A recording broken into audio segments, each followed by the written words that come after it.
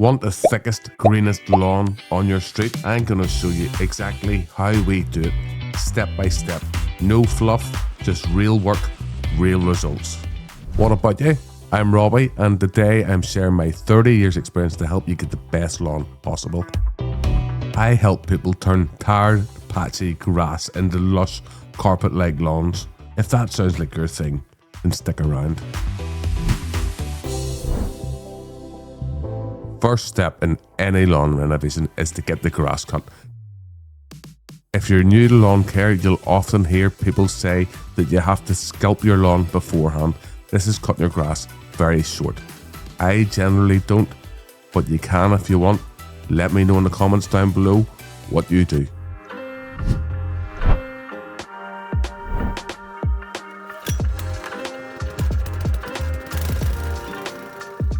Next up, we have some aeration. I'm using a hollow core aerator.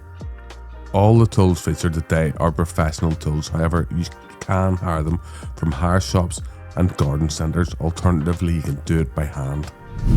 At the end of this video, I'm going to link to a video that we did last year. We tested out the cheapest lawn care tools we could find on Amazon with surprising results.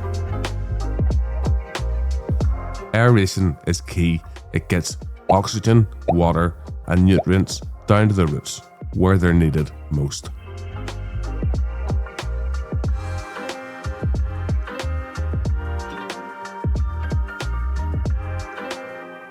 If you don't have one of these tools, chances are you do have a fork in your shed. You can put that down into the ground, push it in, stab it, give it a wiggle, pull it out, hey presto.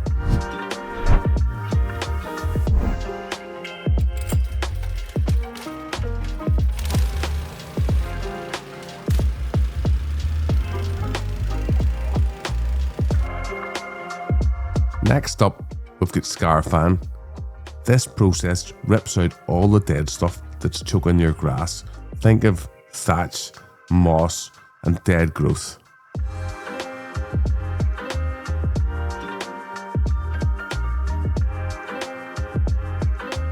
For small lawns, you can use a springtime rake, but a word of warning, it's a bit of a workout, but it does get the job done. You can also get Scarifying rakes, and they can be a very good job too, but they are hard work.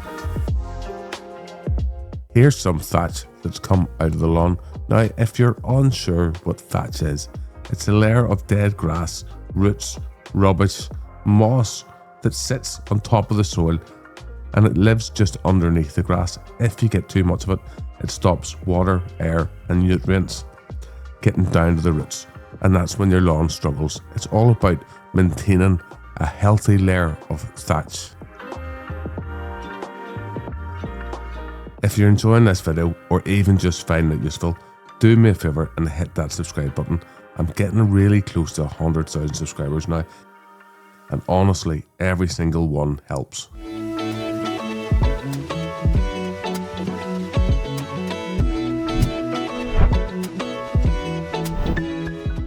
This next tip comes with a word of warning. It's not for everyone, because you can damage your equipment if you do it.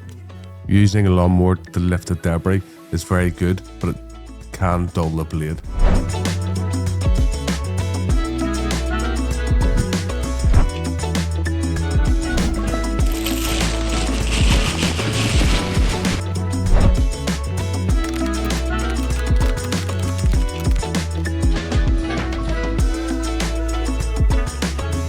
Adding fresh grass seed is an excellent way to thicken up your lawn. It's also one of the best ways to stop weeds from encroaching into your lawn. Here's a close-up of the lawn after we've done the Scarifying and the seeding, and you can see the lines created from the Scarifying, and the seed falls into these lines and it gives it somewhere safe to grow.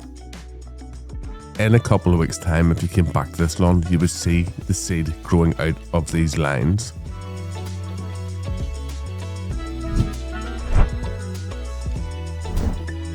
Next up, we have my favourite part, top dressing. This is adding a thin layer of soil over the lawn.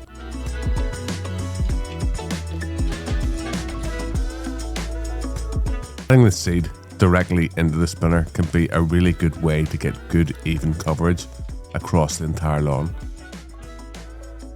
The tool that we're using now to put the top dressing onto the lawn is called a compost roller.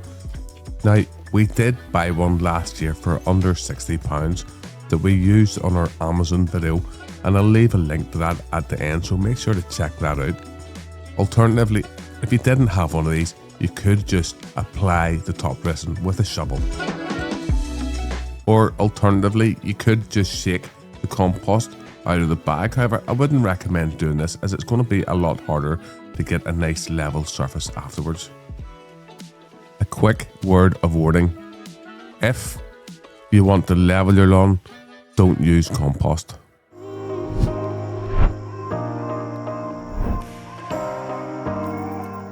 This is a drag mat, and it does just that. It helps drag the seed into the soil and it levels out any material. I made one of these for under £50. Again, the links will be down in the video description.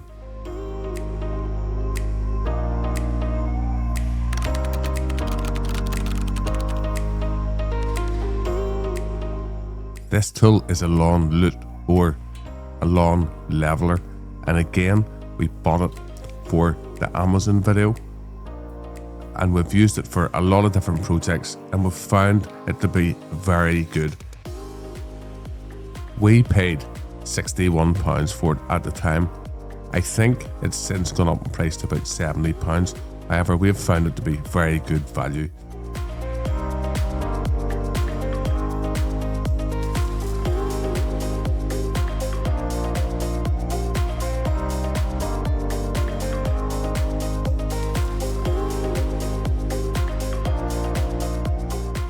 Let me know in the comments, do you prefer a lawn leveler or the lawn mat? Personally, I prefer the mat as it's less work. However, the lawn leveler is very good for small spaces or big dips in your lawn.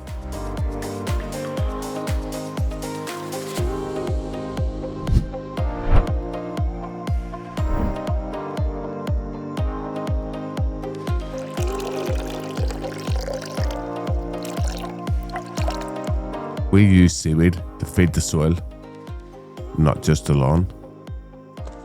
Now we're applying some I Grow Carpet Spring Lawn Feed. This is my own branded fertilizer. By the way, if you want cheap lawn care tools, check out this video we did on Amazon's cheapest lawn care tools for beginners, and we'll see you over there now.